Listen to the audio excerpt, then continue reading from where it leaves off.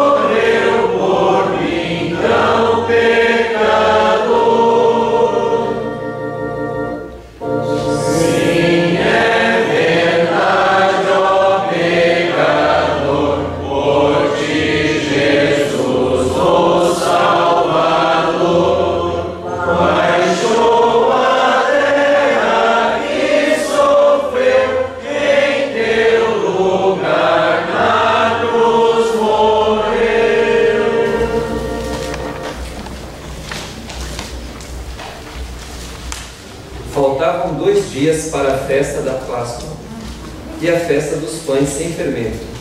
Os chefes dos sacerdotes e os mestres da lei procuravam um jeito de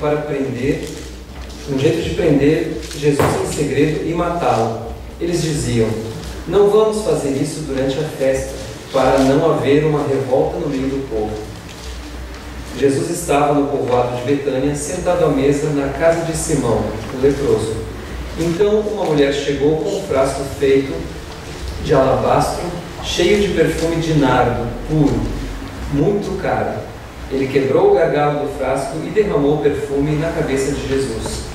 Alguns que estavam ali ficaram zangados e disseram uns aos outros: que desperdício! Esse perfume poderia ter sido vendido por mais de 300 moedas de prata, que poderiam ser dadas aos pobres. Eles criticavam a mulher com dureza, mas Jesus disse: deixem esta mulher em paz. Por que é que vocês a estão aborrecendo? Ela fez para mim uma coisa muito bonita, pois os pobres estarão sempre com vocês, e em qualquer ocasião que vocês quiserem, poderão ajudá-los.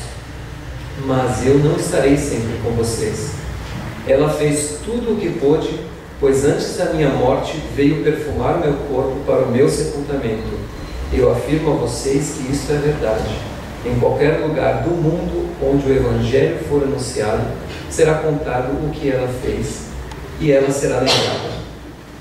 Judas Iscariotes, que era um dos 12 discípulos, foi falar com os chefes dos sacerdotes para combinar como entregar Jesus a eles.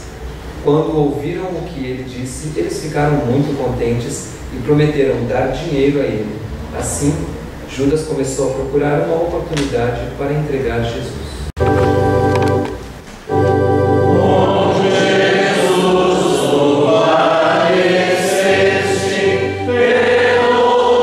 mundo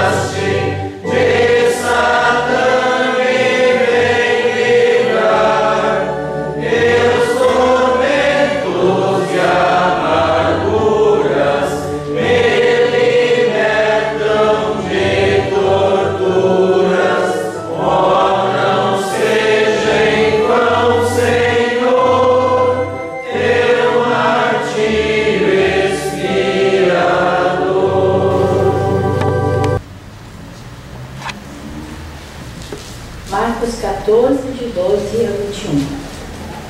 No primeiro dia da festa dos pães sem fermento, em que os judeus matavam carneirinhos para comemorarem a Páscoa, os discípulos perguntaram a Jesus: onde é que o Senhor quer que a gente prepare o jantar da Páscoa para o Senhor? Então Jesus enviou 2 discípulos com a seguinte ordem: vão até a cidade. Lá irá se encontrar com vocês um homem que estará carregando um pote de água. Vão atrás desse homem e digam ao dono da casa em que ele entrar que o mestre manda perguntar: onde fica a sala em que eu e os meus discípulos vamos comer o jantar da Páscoa? Então ele mostrará a vocês no andar de cima uma sala grande, mobiliada e arrumada para o jantar. Preparem ali tudo para nós.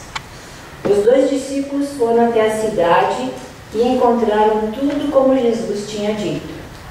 Então prepararam o jantar da Páscoa. Quando anoiteceu, Jesus chegou com os 12 discípulos. Enquanto estavam à mesa, no meio do jantar, ele disse: eu afirmo a vocês que isto é verdade. Um de vocês que está comendo comigo vai me trair. Eles ficaram tristes e, um por um, começaram a perguntar: o Senhor não está achando que sou eu, está? Jesus respondeu: é um de vocês. É o que está comendo no mesmo prato que eu. Pois o Filho do Homem vai morrer da maneira como dizem as Escrituras Sagradas. Mas ai daquele que está traindo o Filho do Homem. Seria melhor para ele nunca ter nascido.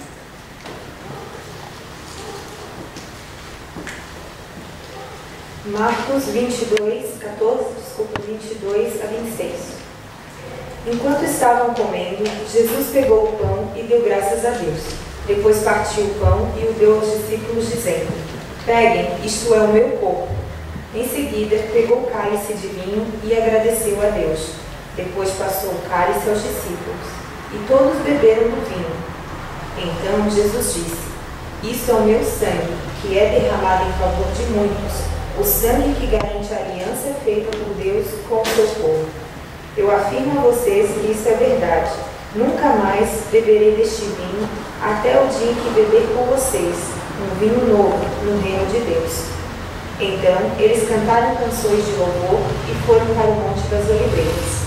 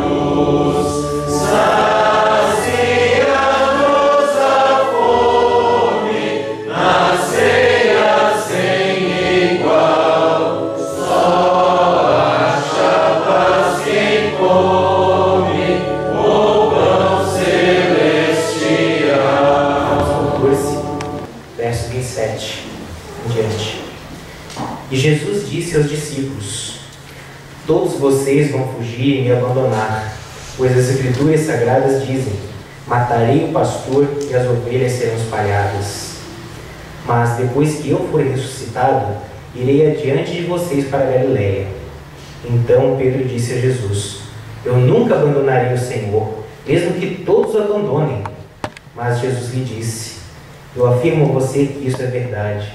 Nessa mesma noite, antes que o galo cante 2 vezes, você dirá 3 vezes que não me conhece. Mas Pedro repetia com insistência: eu nunca vou dizer que não o conheço, mesmo que eu tenha de morrer com o Senhor.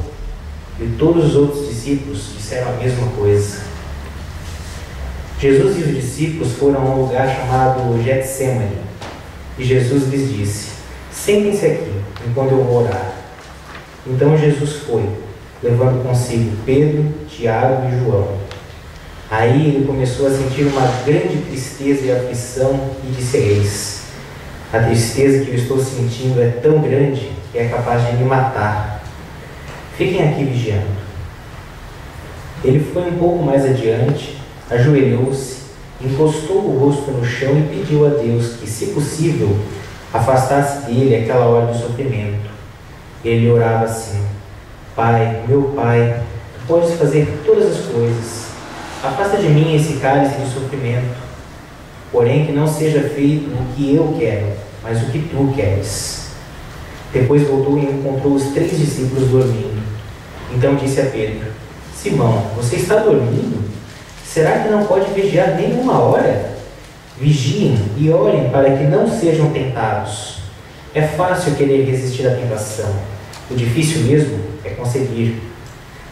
Jesus foi outra vez e orou, dizendo as mesmas palavras.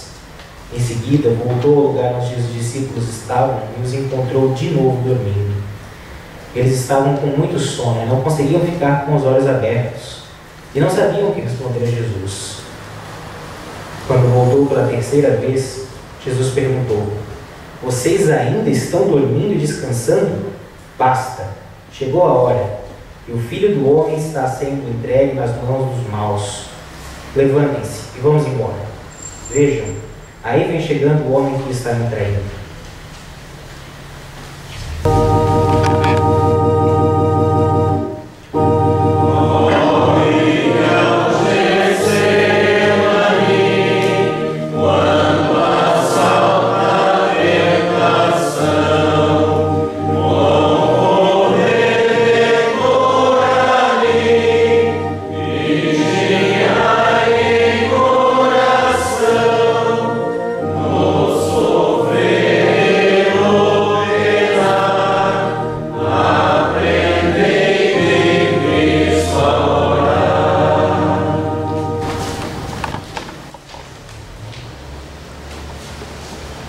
Do versículo 43 diante. Jesus ainda estava falando quando chegou Judas, um dos 12 discípulos. Vinha com ele uma multidão armada com espadas e porretes, que tinha sido mandada pelos chefes dos sacerdotes, pelos mestres da lei e pelos líderes judeus. O traidor tinha combinado com eles um sinal. Ele tinha dito: prendam e levem bem seguro o homem que eu beijar, pois é ele. Logo que chegou perto de Jesus, Judas disse: Mestre, e o beijou. Então eles pegaram Jesus e o prenderam. Mas um dos que estavam ali tirou a espada, atacou um empregado do grande sacerdote e cortou uma orelha dele. Então Jesus disse para aquela gente: vocês vêm com espadas e porretes para me prenderem como se eu fosse um bandido? Eu estava com vocês todos os dias, ensinando no pátio do templo, e vocês não me prenderam. Mas isso está acontecendo para se cumprir o que as Escrituras Sagradas dizem. Então todos os discípulos abandonaram Jesus e fugiram. Um jovem, enrolado num lençol, seguia Jesus. Alguns tentaram prendê-lo, mas ele largou o lençol e fugiu nu. Em seguida levaram Jesus até a casa do grande sacerdote, onde estavam reunidos os chefes dos sacerdotes, alguns líderes dos judeus e alguns mestres da lei. Pedro seguiu Jesus de longe e entrou no pátio da casa do grande sacerdote. Ele sentou-se perto do fogo com os guardas para se esquentar. Os chefes dos sacerdotes e todo o conselho superior estavam procurando encontrar alguma acusação contra Jesus, a fim de o condenarem à morte, mas não conseguiram nenhuma. Muitos diziam mentiras contra ele mas as suas histórias não combinavam umas com as outras. Alguns se levantaram e acusaram Jesus com mentiras. Eles diziam: nós ouvimos quando ele disse: vou destruir este templo que foi construído por seres humanos e em 3 dias levantarei outro que não será construído por seres humanos. Mesmo assim, as suas histórias não combinavam umas com as outras. Ali o grande sacerdote se levantou no meio de todos e perguntou a Jesus: você não vai se defender dessa acusação? Mas Jesus ficou calado e não respondeu nada. Então o grande sacerdote tornou a perguntar: você é o Messias, o Filho do Deus bendito? Jesus respondeu: sou, e vocês verão o Filho do Homem sentado do lado direito de Deus Todo-Poderoso e descendo com as nuvens do céu. Aí o grande sacerdote rasgou as suas próprias roupas e disse: não precisamos mais de testemunhas. Vocês ouviram esta blasfêmia contra Deus? Então, o que resolvem? Todos estavam contra Jesus e aí o condenaram à morte. Então, alguns começaram a cuspir nele, cobriam o rosto dele, davam bofetadas nele e perguntavam: quem foi que bateu em você? Adivinhe. E também os guardas o pegaram e lhe deram bofetadas.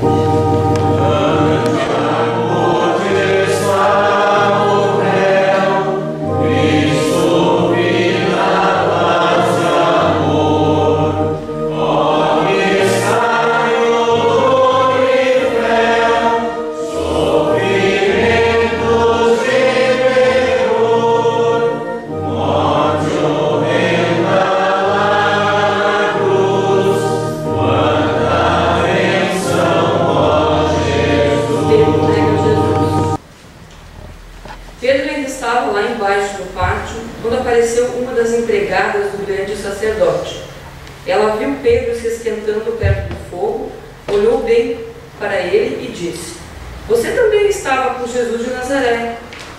Mas ele negou, dizendo: eu não o conheço, nem sei do que é que você está falando. E saiu para o corredor. Naquele momento, o galo cantou. Quando a empregada viu Pedro ali, começou a dizer aos que estavam perto: esse homem é um deles. Mas ele negou outra vez. Pouco depois, as pessoas que estavam ali disseram de novo a Pedro: não há dúvida de que você é um deles, pois você também é da Galileia. Aí Pedro disse: juro que não conheço esse homem de quem vocês estão falando. Que Deus me castigue se não estou dizendo a verdade. Naquele instante, o galo cantou pela segunda vez, e Pedro lembrou que Jesus lhe tinha dito: antes que o galo cante 2 vezes, você dirá 3 vezes que não me conhece. Então Pedro caiu em si e começou a chorar. Jesus estava passando por momentos muito difíceis na sua vida. Quando nós passamos por momentos difíceis, nós sempre gostamos e apreciamos a palavra, a presença e a solidariedade de amigos. Quer sejam familiares, especialmente familiares, pessoas que nos abraçam, pessoas que nos dão a mão, pessoas que de certa forma sofrem conosco, que sentem empatia por nós. Isso faz com que nós possamos de certa forma sofrer, mas ter ao mesmo tempo esperança. E Jesus estava nesse momento. E o que aconteceu? Ninguém lhe estendeu a mão. Ninguém o abraçou. Ninguém disse: eu vou contigo. Ah, Pedro, da boca para fora: ah, Jesus, não, eu vou contigo, nem que tenha que morrer, eu não te abandono. O que aconteceu? Não foi. Negou. Eu não vou te negar, Senhor. E logo em seguida, Naquela mesma noite, algumas horas depois, ele disse: eu nem conheço esse homem. Por quê? O medo. Não querer estar junto. Mas Jesus tinha outros amigos. Judas não deixava de ser um amigo de Jesus. Era uma pessoa que tinha a confiança de Jesus. Tanto é que ele era o tesoureiro do grupo. E, no entanto, o que ele fez? Traiu vergonhosamente a Jesus. Inclusive com um sinal muito especial, porque os guardas que vieram para prender Jesus não o conheciam, não sabiam quem era ele. E ele disse: não, pode deixar que eu dou o sinal. O sinal é aquele quem eu vou dar um beijo. Quer dizer, o beijo era a forma de cumprimentar naquela época as pessoas mais chegadas. Como hoje um aperto de mão, um abraço. Pode deixar que aquele a quem eu beijar é aquele, pode prender. Isso é um amigo. Que nesse momento também o abandonou. Bom, já eram dois. Pedro negou, Judas traiu, mas os outros discípulos. Olha o versículo 50. Então todos os discípulos abandonaram Jesus e fugiram. Ninguém ficou com Jesus. Seus amigos, seus discípulos, aquelas pessoas a quem ele confiava, abandonaram, deixaram-no sozinho. Não quiseram estar com ele no seu sofrimento. E isso, com certeza, aumentou o sofrimento de Jesus. Porque ele teve que sofrer não apenas as dores físicas, mas especialmente a dor do abandono, a dor da rejeição e da desconsideração. Mas isso fazia parte do sofrimento de Jesus. Não apenas as dores físicas, mas as dores muito mais profundas do que as dores físicas, Jesus suportou. O abandono daqueles de quem ele podia esperar alguma coisa. E nós? Bom, nós não estivemos lá. Se eu estivesse lá, eu seria diferente. Seria diferente se aparecessem lá os guardas e dissessem: olha, esse aqui estava com Jesus, esse aí pode aprender também que esse aí... Nós negaríamos também. Nós fugiríamos também. Aliás, como fazemos isso diariamente. Nós somos bons em dizer que somos cristãos quando estamos aqui dentro da igreja. Mas lá fora, quando nós encontramos pessoas que debocham, pessoas que maldizem, pessoas que zombam da igreja, pessoas que são ateus, pessoas que querem nos ridicularizar pelo fato de sermos cristãos, o que nós fazemos? Bem quietinho, para que ninguém descubra que eu sou um cristão. Eu faço de conta que não é comigo. Não é a mesma atitude que Pedro, Judas e os discípulos fizeram? Quando precisa do testemunho, nós nem sempre estamos aí para testemunhar e para estar do lado de Jesus. Nós também somos como Pedro, como Judas e como os discípulos. Nós continuamos no capítulo 15.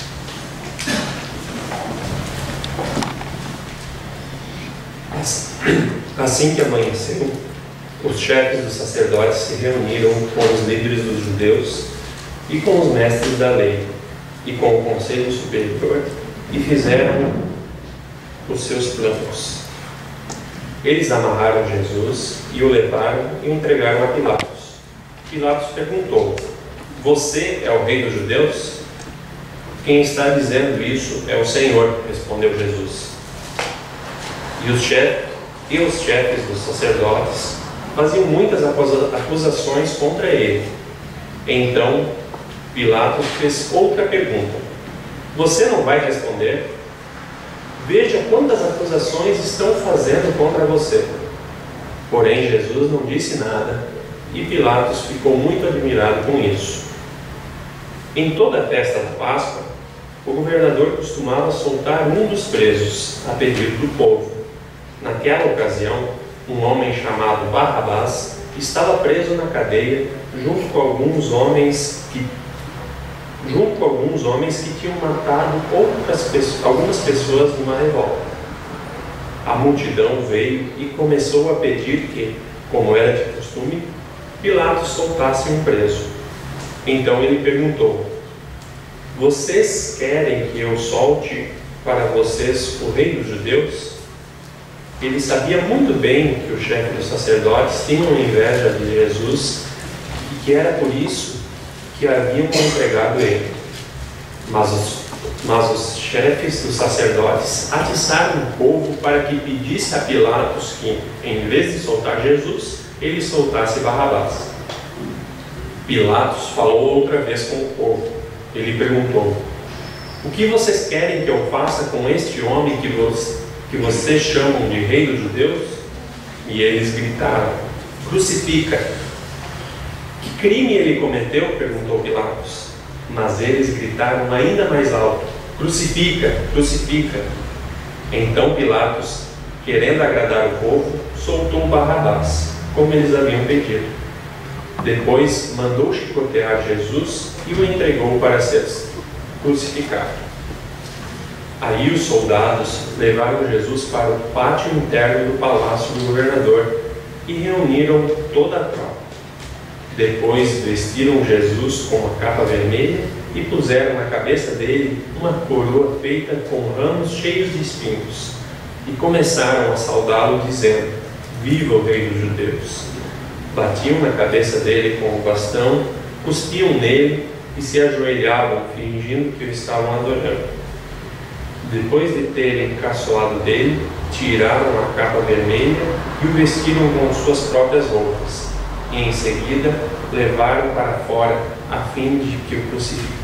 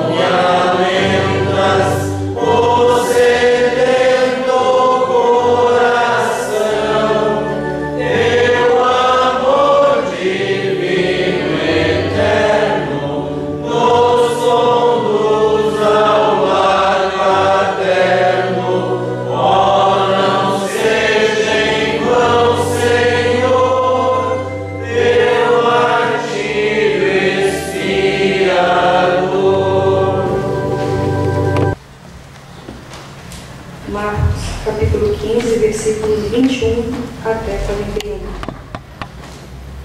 No caminho, os soldados encontraram um homem chamado Simão, que vinha do campo para a cidade. Este Simão, o pai de Alexandre e Rufo, era da cidade de Cirene. Os soldados obrigaram Simão a carregar a cruz de Jesus e levaram Jesus para um lugar chamado Gólgota. Gólgota quer dizer lugar da caveira. Queriam dar a ele vinho misturado com um calmante chamado mirra, mas ele não bebeu. Em seguida, os soldados o crucificaram e repartiram as suas roupas entre si, tirando sorte com os soldados, para ver qual seria a parte de cada um. Eram 9 horas da manhã quando crucificaram Jesus. Puseram em cima da cruz uma tabuleta onde estava escrito como acusação contra ele: o Rei dos Judeus. Com Jesus crucificaram também 2 ladrões, um à sua direita e outro à sua esquerda. Assim se cumpriu o que as Escrituras Sagradas dizem: ele foi tratado como se fosse um criminoso. Os que passavam por ali caçoavam dele, balançavam a cabeça e o insultavam assim: ele, você que disse que era capaz de destruir o templo e tornar a construir em 3 dias, hoje desça da cruz e salve-se a si mesmo. Os chefes dos sacerdotes e os mestres da lei também caçoavam dele, dizendo: ele salvou os outros, mas não pode salvar a si mesmo. Vamos ver o Messias, o Rei de Israel. Desce agora da cruz, então creremos nele. E os ladrões que foram crucificados com Jesus também o insultavam. Ao meio-dia começou a escurecer e toda a terra ficou 3 horas na escuridão. Às 3 horas da tarde, Jesus gritou bem alto: Eloi, Eloi, lema sabachthani. Essas palavras querem dizer: meu Deus, por que me abandonaste? Algumas pessoas que estavam ali ouviram isso e disseram: escutem, ele está chamando Elias. Alguém correu e molhou uma esponja em vinho comum, pôs na ponta de um bastão, deu para Jesus beber e disse: espere, vamos ver se Elias vem tirá-lo da cruz. Aí Jesus deu um grito forte e morreu. Então a cortina do templo se rasgou em 2 pedaços, de cima até embaixo. O oficial do exército romano, que estava em frente da cruz, vendo Jesus morrer daquele modo, disse: de fato, este homem era o Filho de Deus. Algumas mulheres também estavam ali olhando de longe. Entre elas estavam Maria Madalena, Salomé e Maria, que era mãe de José e Tiago, umas moças. Essas mulheres tinham acompanhado e ajudado Jesus quando ele estava na Galiléia. Além dessas, estavam ali muitas as outras mulheres que tinham ido com ele para Jerusalém.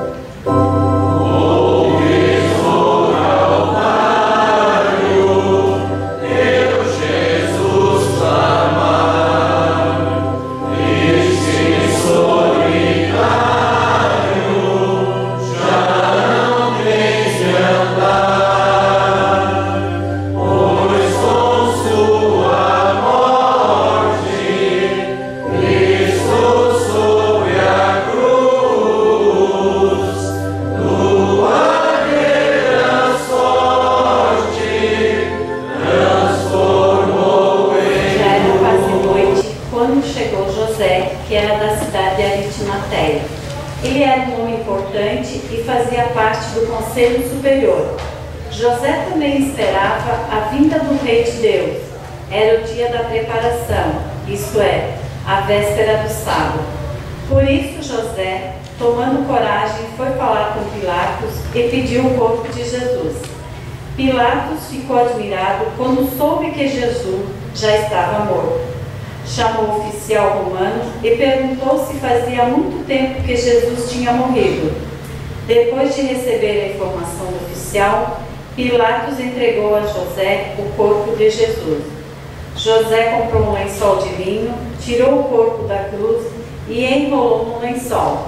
Em seguida pôs o corpo num túmulo cavado na rocha e rolou uma grande pedra para fechar a entrada do túmulo.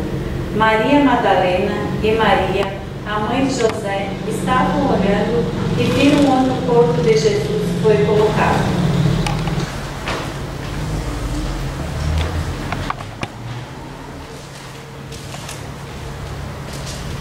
Jesus foi crucificado. Quantas cruzes tinha? 3. 3 cruzes, 3 comportamentos, 3 destinos. Uma das cruzes simbolizava a impenitência, a revolta, a descrença, a zombaria. Um daqueles que foram crucificados com Jesus debochava de Jesus, mesmo sendo crucificado ao lado dele, mesmo tendo a mesma sorte, ele continuava debochando.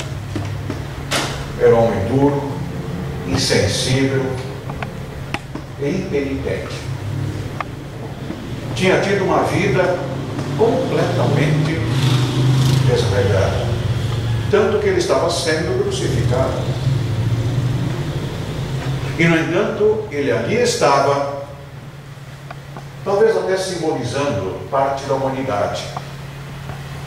A humanidade daquelas pessoas que debocham, zombam, não a creem, não aceitam e se acham superiores. Era a cruz da impenitência. Mas do outro lado havia uma outra cruz. E essa cruz era a cruz do arrependimento.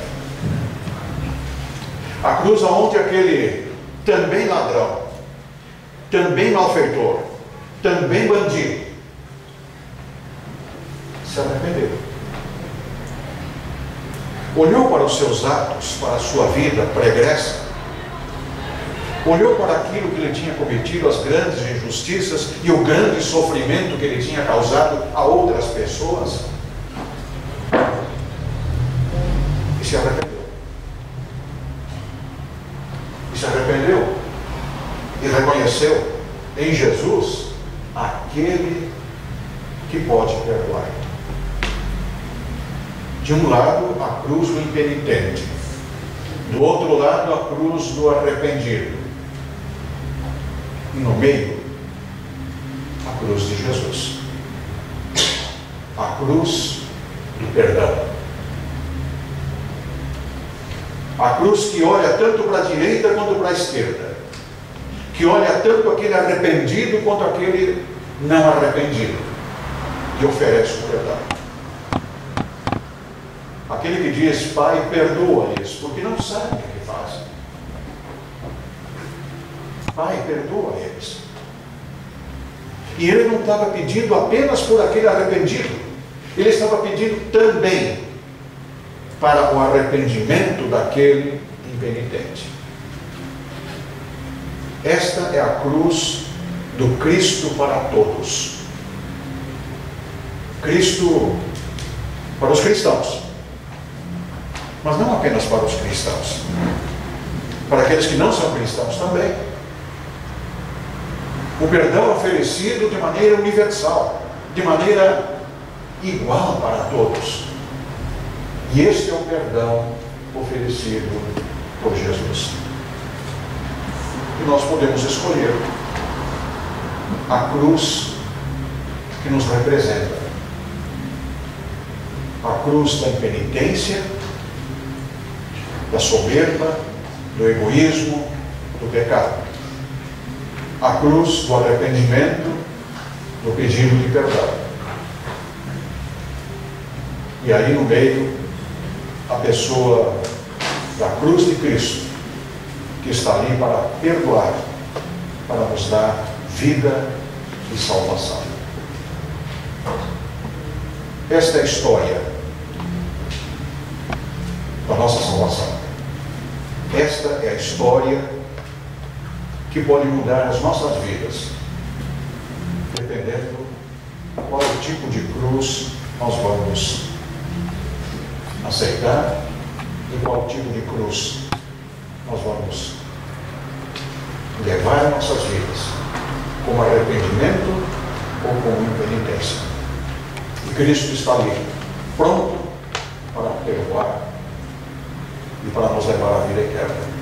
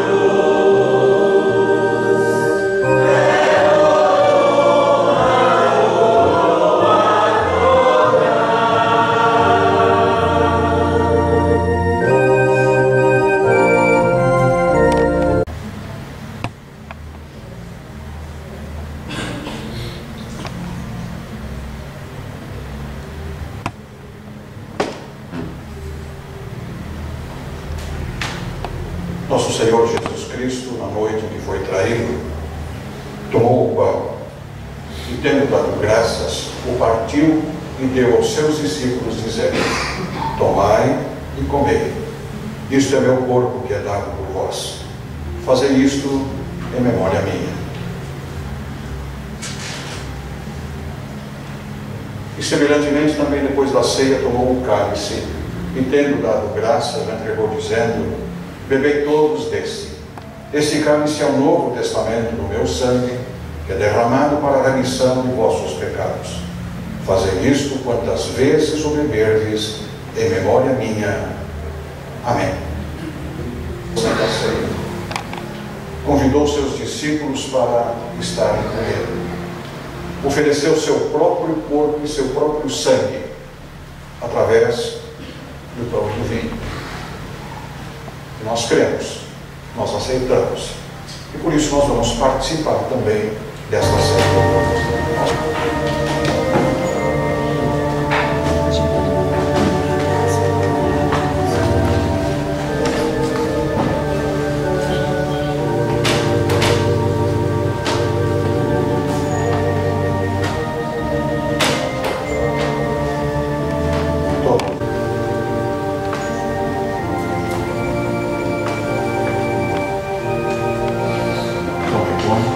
Isto é o verdadeiro corpo do teu Senhor e Salvador Jesus Cristo, para a morte pelos teus pecados.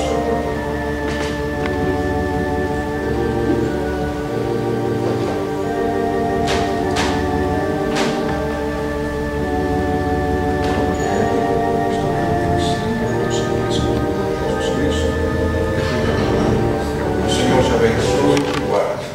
Que o Senhor faça resplandecer o seu rosto sobre ti e tenha misericórdia de ti. Que o Senhor sobre ti levante o seu rosto e te dê a paz.